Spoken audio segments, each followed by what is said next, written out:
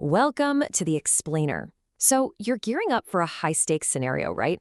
Like, say, a major technical interview in the electrical field.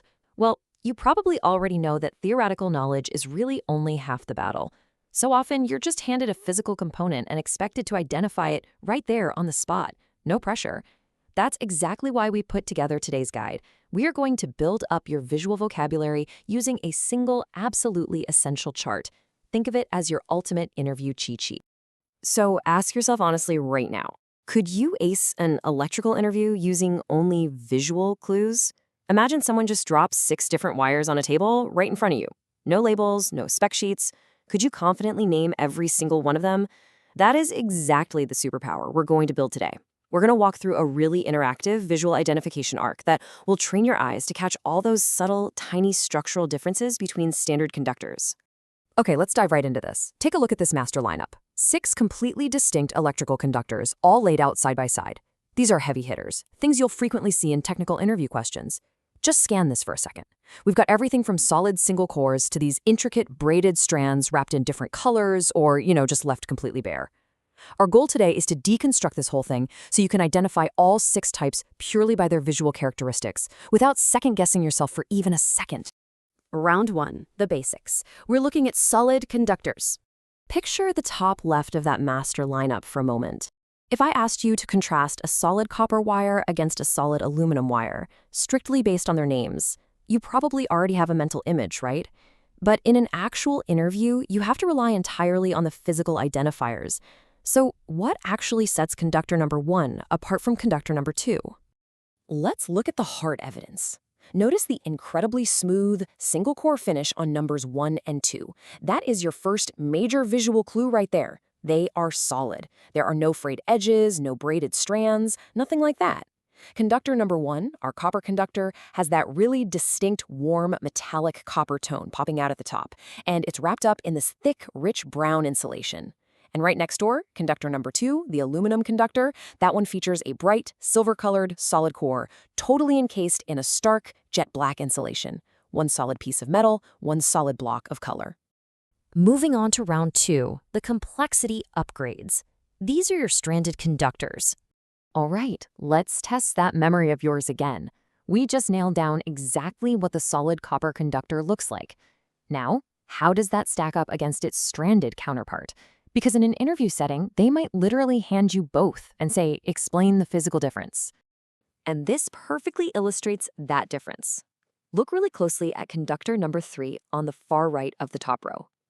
Instead of that single smooth cylinder of copper we saw earlier, we're looking at a multi-wire braid. Dozens of these fine copper strands are tightly bundled together to form one thicker core. Plus, your big visual clue for this specific wire on our cheat sheet is that bright blue insulation. So if you see copper-colored metal, but it looks like a tight bundle of individual strings wrapped up in blue, boom, you are looking at the stranded copper conductor. Now, let's contrast that insulated, stranded copper we just checked out with the next item on our list, the steel conductor. I want you to think really carefully for a second. What major visual element might suddenly just vanish as we move down the lineup? Focus your eyes on conductor number 4, down on the bottom left. The absolute most striking visual identifier here is actually what isn't there. Unlike the first 3 conductors we looked at, this steel conductor is completely bare. I mean, there is absolutely zero colorful plastic or rubber insulation wrapped around this thing. It is entirely exposed, showing off these thick, twisted, silver-colored metallic strands that give it this very robust, almost heavy-duty rope-like appearance. Round 3, the specialty hybrids. Now, what's really fascinating here is the insane level of intricate detail found in these last 2 wires. These definitely aren't your standard run-of-the-mill household wires. They have highly specific visual architectures that instantly give away how specialized they are. Let's zoom in on conductor number 5. On the chart, it's labeled simply as an ACSR conductor.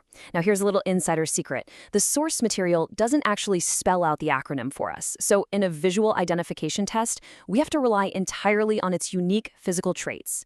Check out that core. It's bare metal, kind of like the steel conductor, but instead of just a simple twist, it features distinctly stepped, tiered layers of strands that build up to a central point. And the absolute key to identifying it here is that dark structural clamp or ring holding the outer strands in place all around that core.